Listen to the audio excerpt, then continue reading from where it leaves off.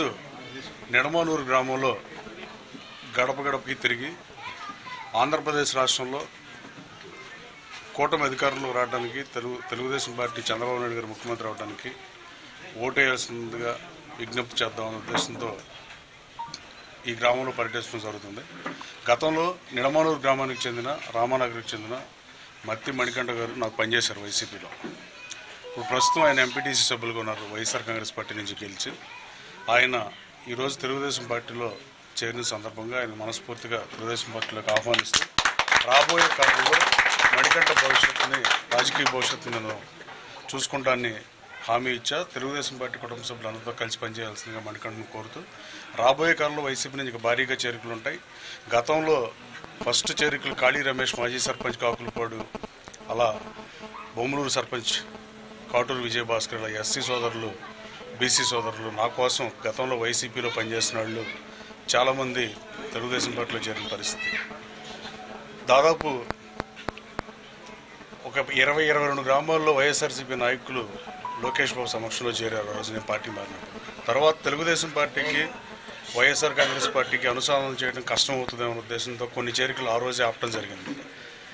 తర్వాత మొన్న గొర్రెలపల్లి, బీబీగూడెం, అలాగే కొత్తగూడెం, గన్నవరం టౌన్లో ఇలా మొన్న చేర్చుకోవడం జరిగింది. నేను చేరిన రోజే గన్నవరంలో 6 ఎంపీటీసీలు ఉంటే 3 ఎంపీటీసీలు చేరిన పరిస్థితి.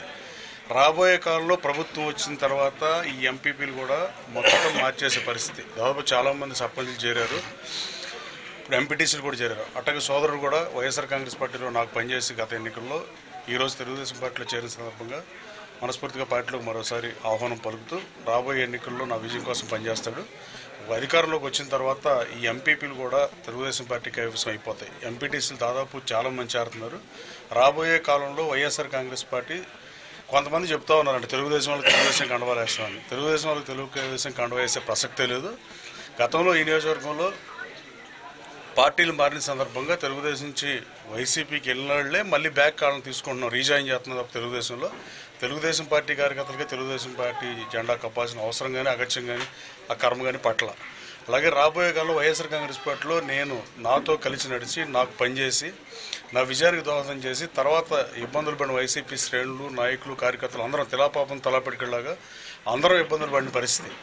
మేము జగన్మోహన్ రెడ్డి గారి కోసం పనిచేసి జగన్మోహన్ రెడ్డి గారి కోసం 4,500 మంది కేసులు పెట్టించుకుని జగన్మోహన్ రెడ్డి గారి కోసం పాదయాత్ర చేసి ఆ రోజు పొలం దొరకకుండా చేసి అన్నీ చేసి మేము పనిచేస్తే మమ్మల్ని జగన్మోహన్ రెడ్డి గారే ఇబ్బంది పెట్టాడు తప్ప మేమేం జగన్మోహన్ రెడ్డి గారిని ఇబ్బంది పెట్టిన పరిస్థితి లేదు.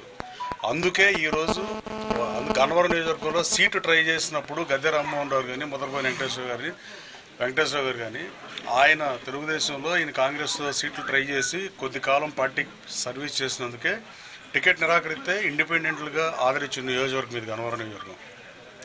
అలాంటి చోట నేను వ్యయ ప్రయాసాలు కోసి పాదయాత్ర చేసి పార్టీని పటిష్టం చేసి దాదాపు దగ్గరలో పెట్టే 50,000 మెజార్టీ ఉన్నదని చెప్పుకున్న సీట్ని ఇవాళ వైఎస్ఆర్ కాంగ్రెస్ పార్టీ శ్రేణుల మద్దతుతో, న్యూట్రల్స్ మద్దతుతో ఎట్టి పరిస్థితుల్లో గన్నవరం నియోజకవర్గంలో, అలాగే జనసేన పార్టీ నాయకులు, కార్యకర్తల మద్దతుతో, పవన్ కళ్యాణ్ గారి మద్దతుతో, అలాగే బీజేపీ నాయకుల మద్దతుతో ఈ గన్నవరం కాన్స్టిట్యున్సీ నుంచి తెలుగుదేశం పార్టీ జెండా ఎగరేయడం ఖాయం.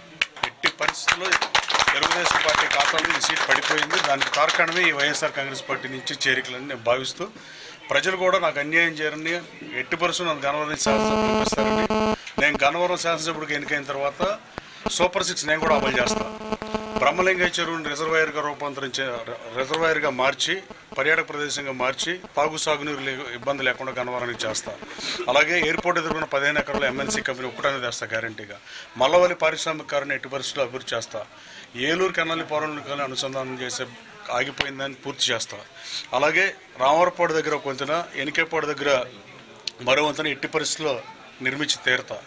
అలాగే 15,000 మంది ఎవరైతే ఈ నియోజకవర్గంలో దొంగేళ్ల పట్టాలకి పంచడం ఆలవాలానికి నిలవని ఈ గన్నవరం నియోజకవర్గంలో నిజమైన అర్హులైన నిరుపేదలకు 15,000 మందికి ఇళ్లపట్టాలని చంద్రబాబు నాయుడు గారితో మాట్లాడి హామీ ఇస్తున్నా. ఈ సూపర్ 6ని గన్నవరం నియోజకవర్గంలో ఎట్టి పరిస్థితుల్లో అభివృద్ధి చేస్తా. అలాగే కట్లమ్మటి ఇల్లు తీసేస్తారటువంటి పనికిమాలిన ప్రచారాన్ని ఎవరు నమ్మదు సోదరులారా. తెలుగుదేశం ప్రభుత్వం గతంలో పరిపాలించినప్పుడు తీలా, ఫ్యూచర్లో కూడా ఎట్టి పరిస్థితుల్లో తీయదని నేను హామీ ఇస్తున్నా. Thank you so much.